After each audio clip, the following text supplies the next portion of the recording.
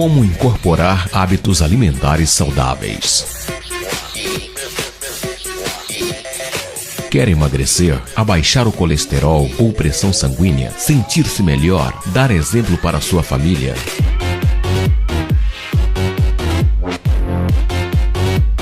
Sua meta para incorporar hábitos alimentares saudáveis deve levar em consideração tanto o tipo como a qualidade dos alimentos que consome.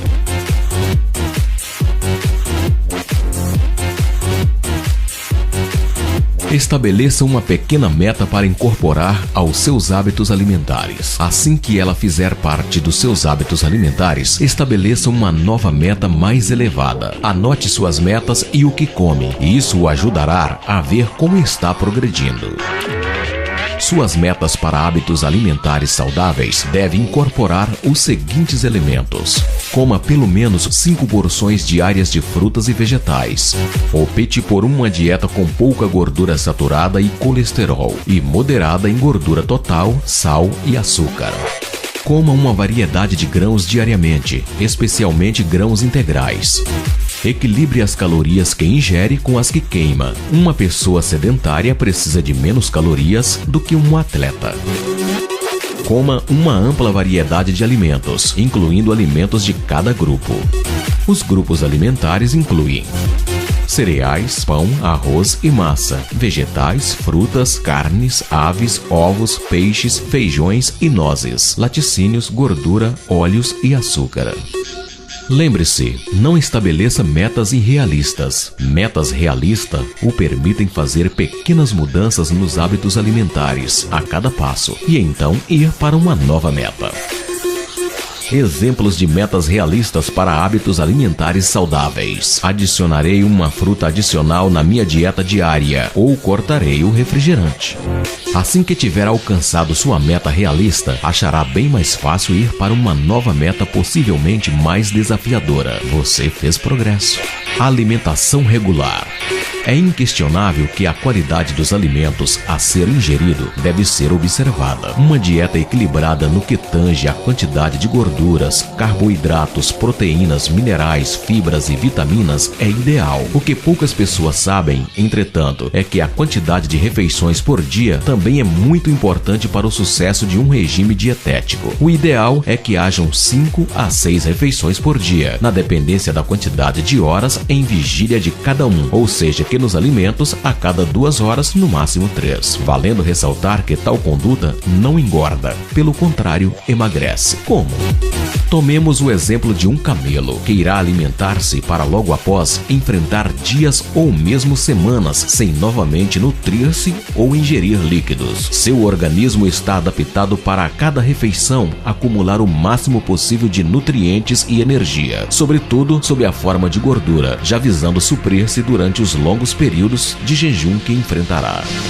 Um pequeno detalhe, porém, não somos camelos. Se o organismo humano percebe poucas refeições diárias, a cada uma delas tentará acumular o máximo possível de nutrientes e energia, já visando o jejum rotineiro que enfrenta. E o estoque de energia é principalmente constituído por gordura. Desta forma, quem aumenta muito o tempo entre suas refeições, a médio e a longo prazo, engorda, ao contrário do que se imagina. As dietas com baixas calorias, que não levam em consideração o número de refeições diárias e o tempo entre elas, forçam o organismo a obter rapidamente energia de outras formas, sobretudo quebrando fibras musculares, o que ocasiona a chamada perda de massa magra. Tal perda de massa muscular causa uma falsa ilusão de perda saudável de peso, mas logo após a dieta, a pessoa tende a recuperar o peso perdido, só que na forma de depósitos gordurosos.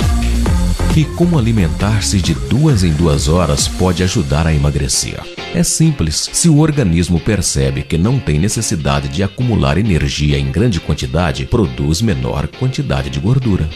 Mas o acúmulo de gordura, com franco potencial de levar à obesidade com o tempo, não é o único problema dos maus hábitos alimentares supracitados. A queda no nível da glicose sanguínea, que ocorre no jejum entre as refeições, pode gerar tontura, falta de concentração, dormências pelo corpo e até desmaios. Por tudo isto, conclui-se facilmente que é fundamental nunca passar mais de 3 horas sem ingerir algum tipo de alimento. Dieta rica em fibras. O corpo humano diariamente lida com grande quantidade de toxinas, sejam elas advindas diretamente do meio ambiente, ar, alimentos ou produzidas por ele próprio. Tais toxinas afetam negativamente quaisquer tecidos que as acumulem, o que frequentemente é o ponto inicial das doenças. Uma das maiores e melhores formas de excreção de toxinas do corpo faz-se através das fezes, que por sua vez só são adequadamente formadas na presença de dois ingredientes básicos, água e fibras. Estas fibras, também denominadas fibras alimentares, são abundantemente encontradas em alimentos simples, a exemplo das folhas verdes, frutas, sobretudo aquelas com bagaço, cereais, aveia, pão integral, por exemplo. Em contato com a água no intestino, aumentam o tamanho e assim conferindo consistência e integridade ao bolo fecal, que a partir daí pode ser adequadamente impulsionado para fora do corpo através da movimentação intestinal, peristalse. Sendo assim, fica claro o papel fundamental que uma adequada ingesta de fibras desempenha para o funcionamento ideal dos intestinos. Se a ingestão diária de fibras é insuficiente, vários problemas podem ocorrer, a exemplo de constipação. É o chamado intestino preso, que pode levar a sangramentos, dores de cabeça e abdominais e até enjoo. Flatulência, comumente referida como gases, deve-se sobretudo à fermentação excessiva de alimentos no interior do intestino, consequente sobretudo a um ritmo intestinal lento, com menor movimentação intestinal que o necessário, também dependente do caráter da alimentação individual. Diarreia e infecções intestinais. Há bactérias no intestino que colaboram com o seu funcionamento, conhecidas como saprófitas ou comensais. Por exemplo, alguns lactobacilos, normalmente presentes em grande quantidade. O acúmulo de toxinas no interior do mesmo favorece a morte destas e a proliferação de outras, ditas patogênicas, que causam doenças. Carência nutricional. O intestino intoxicado não consegue cumprir adequadamente com as suas funções e desta forma fica prejudicada a absorção de nutrientes, sobretudo vitaminas e minerais, contribuindo para um aparecimento de condições comuns como anemias e osteoporose, sobretudo em idosos. Sendo assim, preconiza-se a adequada ingestão diária de fibras. Mas como fazê-la? O nutricionista é o profissional mais indicado para adaptar esta ingestão às suas necessidades, devendo sempre ser consultado, mas em linhas gerais pode-se recomendar. Café da manhã deve sempre conter uma fruta ou um cereal, aveia, por exemplo. Almoço, incluir salada de folhas verdes bem lavadas em abundância. Jantar, seguir as mesmas orientações para o café da manhã e almoço, de acordo com as características da refeição pretendida. Exercícios físicos regulares. Por último, mas não menos importante, está a prática regular de exercícios físicos. No passado, pensava-se que estes deveriam necessariamente fazer suar, ou seja, ser intensos. Hoje em dia, sabe-se que uma mera caminhada de 40 minutos 3 vezes por semana já cumpre basicamente o seu papel, ou seja, a melhora na saúde física e mental advinda da prática esportiva não é privilégio só de atletas profissionais. Vale lembrar que existem basicamente dois tipos de atividades físicas, aeróbica e anaeróbica. O primeiro tipo abrange atividades que promovam a respiração adequada e dela dependam, a exemplo de corrida, ciclismo, caminhadas e natação. Desta forma, permitindo a aquisição e a manutenção de condicionamento físico. Já os exercícios anaeróbicos visam principalmente ganho de massa muscular, como na musculação. Sendo assim, quando indicado exercício físico no contexto deste artigo, estamos falando do aeróbico. Mas que benefício pode advir deste? Vejamos. Melhor funcionamento e resistência cardiovascular. Um coração mais forte precisa trabalhar menos intensamente para cumprir sua função habitual, o que naturalmente previne patologias como infartos e acidentes vasculares cerebrais, derrames.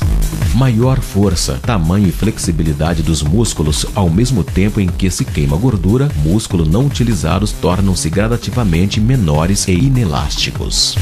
O exercício físico aeróbico promove a circulação sanguínea, ao bombear mais sangue através das veias e artérias, aumentando seu calibre e força, o que previne patologia como trombose, varize e acúmulo de substâncias na parede destes vasos.